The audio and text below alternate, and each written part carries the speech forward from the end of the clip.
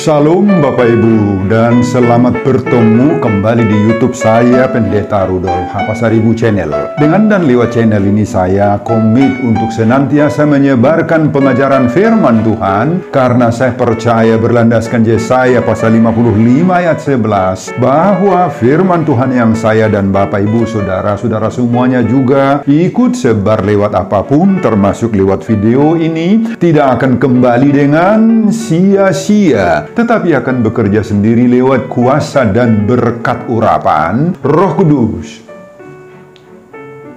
Mari Bapak Ibu, saudara-saudara semuanya saya ajak membantu saya menyebarkan pengajaran firman Tuhan khotbah di ibadah minggu ke-6 sesudah Trinitatis 7 Juli 2024. Terambil dari kitab Mazmur pasal 48 ayat 1 sampai 15 dan epistel dari 2 Korintus pasal 12 ayat 2 sampai 10. Diikat oleh topik atau tema Allah benteng bagi kita. Dalam bahasa Batak Toba dituliskan Debatado partano batoata. Saya baca untuk kita, simaklah pembacaan firman Tuhan berikut ini. Judul perikop Mazmur pasal 48 ayat 1 sampai 15 adalah Sion Kota Allah. Nyanyian Mazmur Bani Korah. Besarlah Tuhan dan sangat terpuji di kota Allah kita. Gunungnya yang kudus. Yang menjulang permai adalah kegirangan bagi seluruh bumi. Gunung Sion itu jauh di sebelah utara, kota raja besar. Dalam puri-purinya, Allah memperkenalkan dirinya sebagai benteng. Sebab lihat, raja-raja datang berkumpul, mereka bersama-sama berjalan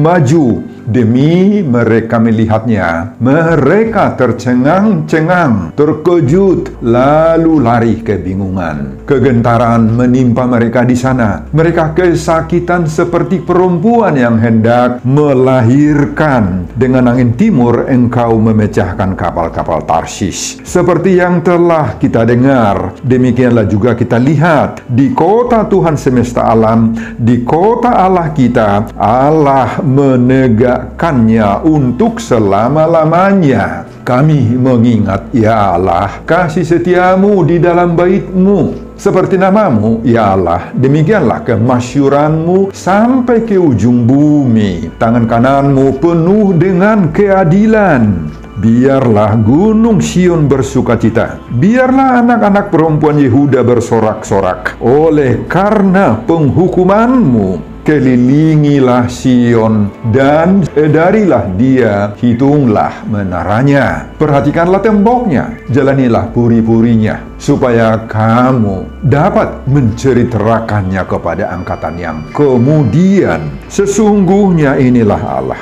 Allah kitalah dia seterusnya dan untuk selama-lamanya. Dialah yang memimpin kita.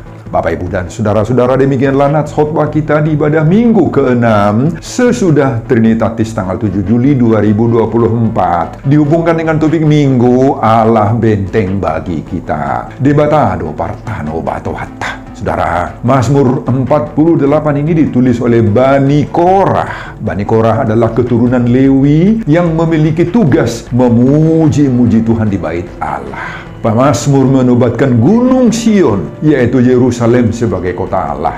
Kenapa? Karena kehadiran Allah yang nyata di kota Sion atau Yerusalem itu. Bani Korah bahkan menyanyikan pujian yang mengungkapkan kekaguman dan kebanggaan mereka atas Sion sebagai kota Allah. Gunungnya yang kudus dan menjulang permai sebagai kota besar. Dan pemazmur mengungkapkan Allah itu adalah sebagai benteng. Sebagaimana ayat 4, Bani Korah juga menyanyikan kebesaran Allah yang sangat terpuji karena telah menegakkan kota Sion ini untuk selama-lamanya. Ayat 9. Sehingga sukacita dan ketenteraman besar menjadi kesaksian yang dapat diceritakan turun-temurun. Saudara, umat Allah yang berdiam di Sion itu bukan saja hanya sekedar mendengar kehadiran Allah di sana, tetapi tetapi justru mengalami sendiri. Bagaimana Allah itu sungguh-sungguh hadir, sungguh-sungguh berbuat, sungguh-sungguh memberikan perlindungan di tengah-tengah kehidupan mereka. Bahkan Allah itulah yang menegakkan kota ini bersama umatnya yang tinggal di kota ini. Nah, Bapak, Ibu, dan saudara-saudara, sebagai kota Allah, maka kota Sion, Yerusalem itu adalah kota yang penuh dengan kemuliaan, keselamatan, dan kebanggaan bagi umat Allah. Kota Sion menjadi mulia karena ada Allah yang sangat besar kuasanya dan sangat terpuji di dalam kota itu. Tidak ada kota lain yang sehebat kota Sion atau Yerusalem. Itu sebabnya kota Sion menurut pemazmur ini akan mengalami keselamatan. Demikian juga orang-orang yang berdiam di kota Sion ini, mereka juga akan dijaga, dipelihara, diselamatkan, dan ditegakkan oleh pemilik kota Sion ini. Siapa pemilik kota Sion ini? Tuhan Allah sendiri, Bapak Ibu. Itu sebabnya nyanyian pemazmur ini, kota Sion sungguh-sungguh menjadi kota kebanggaan. Karena Allah yang kuat, yang begitu berkuasa dan termasyhur itu tinggal berada di kota Sion. Nah, untuk menunjukkan segala kebaikan yang telah diberikan Allah kepada umatnya di Sion, pemazmur mengajak umat Israel untuk selalu mengingat terus kasih setia Allah yang telah dialami oleh mereka sepanjang masa. Sebagaimana ayat 10, kami mengingat ya Allah kasih setiamu di dalam bait-Mu. Dan pada akhir Mazmur 48 ini, Bani Korah memproklamasikan, sesungguhnya inilah Allah. Allah kitalah Dia seterusnya dan untuk selamanya. Dialah yang memimpin kita. Saudara, itulah isi keseluruhan khotbah kita di minggu ke-6 sesudah Trinitatis tanggal 7 Juli 2024 dihubungkan dengan topik Minggu Allah benteng bagi kita. Apa pengajaran Tuhan bagi kita lewat khotbah ini? Pengajaran pertama, di mana Allah hadir, disitulah Gunung Sion kita saat sekarang ini. Saudara, Bani Korah dan semua umat Israel percaya bahwa satu-satunya kota yang dianggap kudus hanyalah Gunung Sion, yakni kota Yerusalem. Kota-kota lain di luar Gunung Sion, di luar Yerusalem, tidak dianggap itu kudus. Kenapa hanya di Gunung Sion atau di Yerusalem yang dianggap kudus? Karena hanya di kota itulah Tuhan hadir menyatakan kuasanya, menyatakan kehebatannya. Bahkan tidak hanya hadir saja, justru Allah itu menjadi pemilik satu-satunya dari Gunung Sion itu. Nah, Bapak, Ibu, dan saudara-saudara, bagaimana kita yang hidup sekarang atau saat ini, yang jauh dari Gunung Sion atau kota Yerusalem secara geografis? Apakah kita yang tidak tinggal dan bahkan tidak kenal dengan Gunung Sion dan kota Yerusalem itu, Allah tidak ada bersama-sama dengan kita? Nah, ini pertanyaan. Saudara, Tuhan Yesus sendiri telah mengingatkan kita bahwa kehadiran Allah tidak lagi dibatasi oleh faktor geografis. Sejak kapan? Sejak turunnya Yesus yang adalah Allah tetapi sudah menjadi manusia. Makanya dalam Yohanes pasal 4 ayat 22 dan 23, kepada perempuan Samaria Yesus berkata, percayalah kepadaku, hai perempuan, saatnya akan tiba bahwa kamu akan menyembah Bapa bukan di gunung ini dan bukan juga di Yerusalem. Tetapi saatnya akan datang dan sudah tiba sekarang bahwa penyembah-penyembah benar akan menyembah Bapa dalam roh dan kebenaran. Nah, saudara, di mana saja dan kapan saja Allah menyatakan perkenanannya dan pemeliharaannya dalam hidup kita, maka di sanalah kehadiran Tuhan itu. Dengan demikian kita mempercayai sekarang Tuhan Allah juga hadir di negeri kita, juga bahkan di rumah kita masing-masing, di gereja di mana kita beribadah. Nah, di sana Allah kita itu hadir. Allah itu menyatakan dirinya apabila kita menyembahnya di dalam roh dan kebenaran. Itu syaratnya Bapak Ibu. Hidup di dalam roh dan kebenaran. Inilah yang harus kita nyatakan. Agar sungguh-sungguh rumah kita, gereja kita, tempat tinggal di mana kita berada, itulah yang menjadi Sion baru masa kini bagi kita. Masa kini, itulah yang menjadi Yerusalem. Tempat Tuhan menyatakan dirinya, menyatakan kuasanya, menyatakan mujizat dan berkat-berkatnya. Oh, itulah Yerusalem kita Bapak Ibu. Rumah kita sendiri di mana Tuhan hadir. Nah, rumah siapa? Hidup siapa yang menjadi Sion, tempat tinggal Tuhan Allah saat ini? Yaitu rumah, hidup, dan tempat tinggal orang-orang yang telah menjadikan Allah itu benteng hidupnya. Sebagaimana topik minggu ke-6 sesudah Trinitatis, bahkan Allah itulah pemilik hidup kita sendiri. Pengajaran kedua, Tuhan benteng kita. Jangan takut, ada perlindungan hidup kita. Saudara, jika kita berbicara tentang benteng, maka pikiran kita pasti terarah kepada hal-hal yang berhubungan dengan perang. Apa itu benteng? Semua kita mengetahui bahwa benteng itu adalah sebuah bangunan tempat untuk berlindung atau bertahan dari serangan-serangan musuh. Itu benteng. Benteng itu memiliki dinding atau tembok-tembok yang kuat, yang kokoh, dan mampu menahan serangan-serangan sehebat apapun dari berbagai arah, sisi, dari manapun musuh itu datang menyerang. Tetapi kalau kita tinggal di benteng, kita akan selamat. Saudara, pada ayat 4, pemazmur menggambarkan Allah itu sebagai benteng. Di sana ditulis, dalam puri-purinya Allah memperkenalkan dirinya sebagai benteng. Nah, apa maksud Tuhan memperkenalkan dirinya sebagai benteng? Saudara, ini untuk menegaskan bahwa Allah itu akan memberikan perlindungan yang sempurna kepada anak-anaknya. Bahkan Allah itu akan memperlakukan kita sebagai biji matanya Tuhan sendiri. Oh Bapak Ibu, kita tahu tidak akan ada orang yang mau biji matanya itu tersakiti. Dan itulah yang digambarkan oleh Nabi Zakaria dalam Zakaria 2 ayat 8b. Sebab siapa yang menjamah kamu, berarti menjamah biji matanya, biji mata Allah.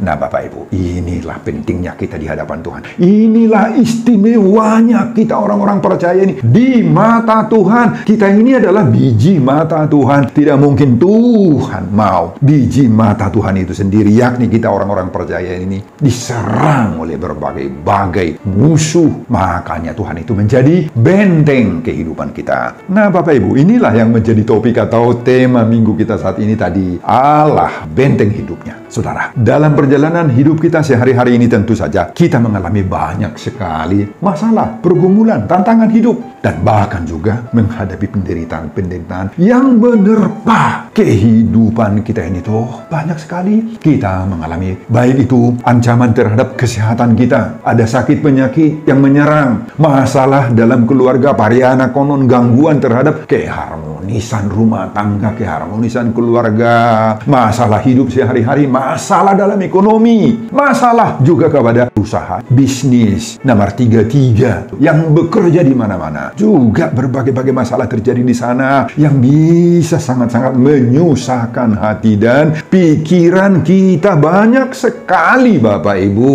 Petrus juga sudah mengingatkan kita dalam 1 Petrus pasal 5 ayat 8. Sadarlah dan berjaga-jagalah, lawanmu si iblis berjalan keliling sama seperti singa yang mengaum-aum dan mencari orang yang dapat ditelannya. Petrus menggambarkan musuh-musuh itu seperti singa. Jadi iblis itu Bapak Ibu selalu berusaha menyerang terus kita dari segala segi kehidupan kita. Makanya kita butuh benteng perlindungan. Nah, di saat-saat seperti itu, kemana? Kepada siapa dan siapa menjadi benteng kita, benteng Bapak Ibu dan saudara-saudara? Bisa saja ada orang-orang yang mencari perlindungan dan menggunakan apa? jimat-jimat, kuasa gelap, si Bora mencari dukun, mencari penjaga-penjaga daging, penjaga badan, penjaga rumah, dan berbagai-bagai kekuatan duniawi lainnya. Oh, ada banyak orang-orang yang seperti itu mencari perlindungan di sana. Mereka mengaku orang percaya kepada Kristus, tapi apa yang dilakukannya? Yang dilakukannya adalah hal-hal yang bertentangan dengan kehendak Kristus itu sendiri. Oh, kalau kamu termasuk melakukan hal-hal seperti itu, Bapak Ibu, kamu sudah menjadikan sibolis, roh jahat, iblis, bentengmu, dan kamu akan semakin rusak. Kekristenan daripada orang-orang seperti itu hanya terlihat dalam ucapan saja, dalam pengakuan-pengakuan formal. Tetapi dia mempercayakan dirinya, hidupnya, penyakitnya, persoalan-persoalannya kepada kekuatan-kekuatan duniawi. Mereka menjadikan kekuatan duniawi itu menjadi penjaga, pemelihara hidup dirinya sendiri. Oh saudara, khotbah ini sekarang mendorong kita agar kita menjadikan Allah benteng kita. Itulah benteng kehidupan kita dalam menghadapi segala ancaman. Mulai dari ancaman-ancaman sekecil apapun hingga ancaman-ancaman maut. Jadikanlah Tuhan itu benteng pertahanan hidupmu, hidup kita. Karena tanpa memiliki pertahanan yang kuat, kita tidak akan mampu, Bapak Ibu, menjalani hari-hari hidup kita yang penuh dengan berbagai-bagai ancaman, tantangan, penderitaan. Ini nggak mampu kita dari diri kita sendiri. Kita harus yakin kalau Allah menjadi benteng hidup kita dalam segala hal, maka Allah itu akan terus menjadi kota Sion bagi kita dalam hidup kita, dalam rumah tangga kita. Mari kita hadapi semuanya itu dengan iman yang teguh. Jika Tuhan yang menjadi benteng hidup kita, ada jaminan keamanan yang pasti, yang sure. Karena itu, jangan takut. Dan jangan pernah tinggalkan Tuhan dalam hidup. Jangan, Bapak Ibu, apapun yang terjadi buat orang-orang di kota Sion, yakni orang-orang yang hidup bersama Tuhan, maka dia akan dijagai, dipelihara, dilindungi oleh Tuhan. Dan itu menurut pemazmur akan berlangsung hari ini, besok, lusa, dan untuk selama-lamanya. Tidak sesewaktu, tidak terbatas waktunya. Dan itu harus kita imani, kita jaga, kita pelihara dengan baik. Dan pengalaman indah seperti ini harus kita ceritakan kepada siapa? Kepada orang lain, kepada anak-anak cucu kita, kepada generasi-generasi yang akan datang, generasi berikutnya, supaya mereka juga ikut menjadikan Allah itu benteng hidupnya. Sebagaimana topik minggu ke-6 sesudah Trinitatis, bahkan Allah itulah pemilik hidup kita sendiri. Amin, Bapak Ibu dan saudara-saudara. Pengajaran ketiga, jika Tuhan benteng kita, lakukanlah 4 hal berikut ini. Ayat 10-15. Pemazmur menunjukkan teladan hidupnya dan sekaligus juga menghimbau para pembacanya. Mulai dari ayat 10 sampai akhir dari Mazmur ini ayat 15. Bahwa setiap yang sudah menjadikan Allah itu benteng hidupnya, sebagaimana topik minggu ini, mereka akan terdorong untuk melakukan 4 hal yang sangat penting dalam hidup kita ini. Yakni, pertama, jangan pernah melupakan Tuhan. Saudara, inilah yang dilakukan pemazmur pada ayat 10. Kami mengingat ya Allah, kasih setiamu di dalam bait-Mu. Saudara, ucapan pemazmur ini mengingatkan kita semua sekarang agar jangan sampai lupa kasih setia Tuhan itu. Jangan sampai lupa apa yang sudah Tuhan perbuat, sudah Tuhan lakukan dalam hidupmu, dalam hidup kita. Awas, hati-hati Bapak Ibu. Ada banyak yang membuat kita akan selalu lupa. Dan bahkan tidak hanya lupa saja, tetapi anggap enteng, merasa leceh, abai terhadap kasih setia Tuhan yang telah kita nikmati banyak sekali dalam hidup ini. Iblis selalu berusaha untuk memblokir pikiran kita agar lupa akan kasih setia Tuhan, agar lupa apa yang sudah Tuhan berikan, lakukan pada kita. Bahkan iblis akan memblokirnya dengan menyebut bahwa itu semua karena kehebatanmu lah, karena kemampuanmu lah, dan sebagainya. Nah, ini yang diingatkan oleh pemazmur saat ini. Lewat khotbah ini sekarang, kalau kita sudah menjadikan Allah itu benteng hidup kita, maka tolaklah semua usaha-usaha iblis ini untuk mendorongmu lupa Tuhan. Saudara, ada banyak sekali yang sudah dilakukan oleh Tuhan menolong hidup kita toh. Sadarkah kita di situ, Bapak Ibu? Ketika emosimu terganggu, pikiranmu kalut, ngalut, tidak tenang, gundah gulana.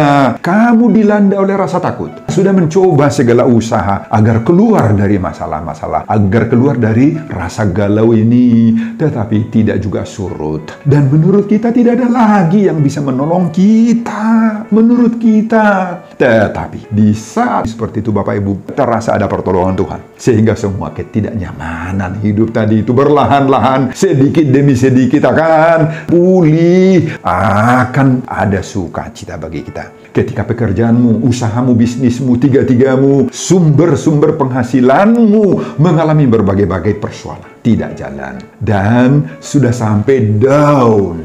Sudah drop. Dan kamu merasa dirimu tidak lagi mampu meneruskan, menyelesaikan masalahmu. Nah, tetapi ternyata pada akhirnya masalahmu itu terselesaikan. Ternyata kamu bisa keluar dari masalah itu. Dan itu terjadi karena ada campur tangan Tuhan, kasih sayang Tuhan kepadamu. Nah, pernahkah kamu menyadari hal itu terjadi dalam hidupmu? Dan bahkan ada recovery dari Tuhan. Sehingga kita mengalami suatu lompatan, lipatan berkat-berkat yang tidak terpikirkan dari awalnya, dari semulanya. Dan itu membuat kita kembali lagi bersemangat, bergembira, bersukacita. Oh, pernahkah saudara mengalami seperti itu Bapak Ibu? Pernahkah? Jangan pernah melupakan Tuhan ini. Ini harus semakin membuat semangatmu, semangat kita berlipat-lipat ganda bahwa ada Tuhan yang memberikan kita kekuatan, topangan, pemulihan keadaan, dan bahkan pelipat gandaan berkat-berkat. Itu yang pertama. Kemudian yang kedua, bersukacita dan bersorak-sorak. Nah, pada ayat 12 ditulis, biarlah gunung Sion bersukacita. Biarlah anak-anak perempuan Yehuda bersorak-sorak. Di sini pemazmur mengajak kita supaya kita hidup dengan sukacita dan senantiasa bersorak-sorak. Apa alasannya? Kenapa pemazmur mengajak orang Israel dan bahkan kita saat ini hidup dalam sukacita dan senantiasa bersorak-sorak ini? Alasannya dalam ayat 12 akhir ini disebutkan adalah karena adanya penghukuman. Nah, siapa yang dihukum oleh Tuhan itu? Pada ayat 5-9 dilukiskan para raja-raja yang datang berkumpul. Mereka tercengang-cengang, terkejut, lalu lari kebingungan.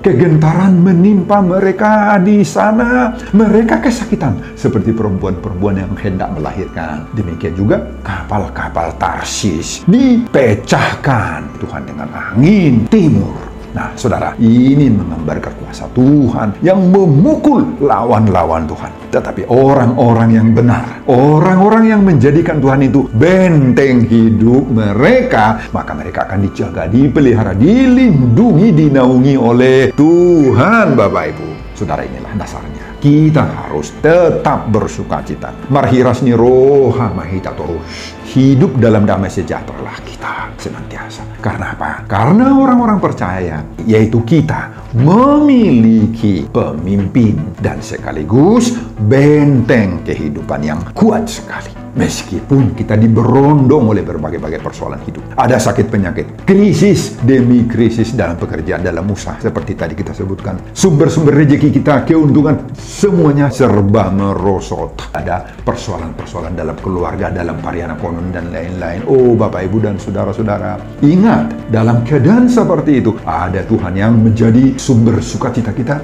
Tuhan yang memimpin hidup kita ini pasti akan menolong kita. Memberikan solusi jalan keluar dari segala bentuk persoalan. Amin, Bapak Ibu. Persoalan hidup, baik itu krisis ekonomi, masalah, dan seterusnya. Boleh saja itu terjadi dalam hidup kita. Boleh saja, Bapak Ibu. Nggak mungkin nggak terjadi. Tetapi sukacita tidak boleh hilang dari hidup kita. Sukacita bukan karena banyaknya uang yang kita miliki. Bukan karena harta yang melimpah. Meskipun itu sangat-sangat penting. Kita suka datangnya itu. Tetapi karena ada Allah yang menjadi benteng hidup kita. Amin, Bapak Ibu. Yang ketiga, apa yang harus kita lakukan? Mari kita jadikan Dia, Allah itu, Allah yang selama-lamanya. Pada ayat 15a ditulis, sesungguhnya inilah Allah. Allah kita lah Dia seterusnya dan untuk selama-lamanya. Saudara, Tuhan mau sekali kita menjadikan Dia Tuhan, maka seterusnya, selamanya, sepanjang hidup kita, Dialah Tuhan kita. Apapun kondisi hidup kita, kita harus menjadikan Allah itu Tuhan kita.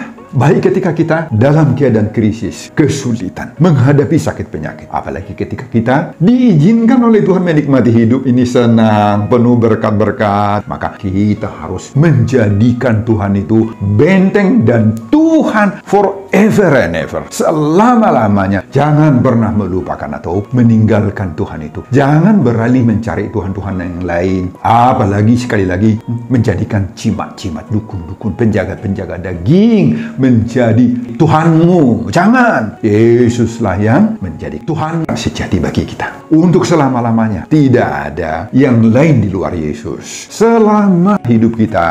Amin Bapak Ibu. Kemudian yang keempat, apa yang kita lakukan terakhir ini? Mau tunduk dan mau dipimpin oleh Tuhan. Pemazmur mengakhiri pujiannya pada ayat 15b dengan penyerahan diri sepenuhnya untuk dipimpin oleh Tuhan. Saudara, orientasi hidup pemazmur adalah tunduk dan pasrah sepenuhnya kepada pimpinan Tuhan. Meski pemazmur menyadari bahwa kemauannya untuk tunduk pada kepemimpinan Tuhan itu bukan sesuatu yang mudah itu. Karena setiap orang punya daya, punya kemampuan sendiri. Tetapi tetap saja pemazmur berserah dan tunduk sepenuhnya kepada Tuhan. Saudara, inilah juga yang sering menjadi masalah di zaman sekarang ini. Tidak mudah menemukan orang-orang yang memiliki roh ketundukan kepada Tuhan, kepada Yesus Kristus. Di zaman sekarang ini banyak orang yang lebih percaya pada pikirannya, kepada hasil ilmu, hasil pengetahuan, hasil teknologi canggih dibandingkan dengan suara atau firman Tuhan. Mereka keras kepala dan mempertahankan dirinya dan pikirannya. Ilmu yang dimilikinya itulah yang terbaik buat mereka. Bahkan gak mau dia ditegur oleh Tuhan. Nah, itu sebabnya sering berakhir pada penyesalan yang dalam. Oh, jangan sampai terjadi penyesalan yang seperti itu bagi kita. Dengan kemauan kita tunduk dan mau dipimpin oleh Tuhan, maka kita mau dibentuk, mau diatur, diperlengkapi, diarahkan oleh Tuhan sesuai dengan rencana Tuhan. Dan Tuhan pasti merancang yang terbaik bagi kita lewat semuanya itu.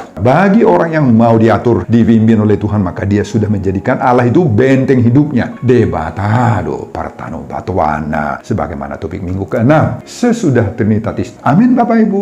Sebelum saya mengakhiri khotbah ini kembali, saya mengajak Bapak Ibu dan saudara-saudara untuk membantu saya menyebarkan pengajaran firman Tuhan khotbah di ibadah minggu ke-6 sesudah Trinitatis 7 Juli 2024 dari Mazmur 48 ayat 1 sampai 15 ini, agar semakin banyak orang yang percaya bahwa Allah benteng bagi kita. Debatado, partano batuata, termotivasi lewat khotbah ini. Simak juga video-video khotbah saya yang lain, agar Bapak Ibu dan saudara-saudara memiliki sentuhan dan pemahaman rohani yang semakin diperkaya. Buka di YouTube saya, Pendeta Rudolf Pasaribu Channel. Selamat mengikuti ibadah minggu ke-6 sesudah Trinitatis buat kita. Tuhan Yesus memberkati kita. Salam Horas. Amin. Oh Bapa Surgawi, terima kasih untuk firman. Inilah yang sekarang juga menyadarkan kami, agar kami juga ikut menjadikan Tuhan itu benteng hidup kami,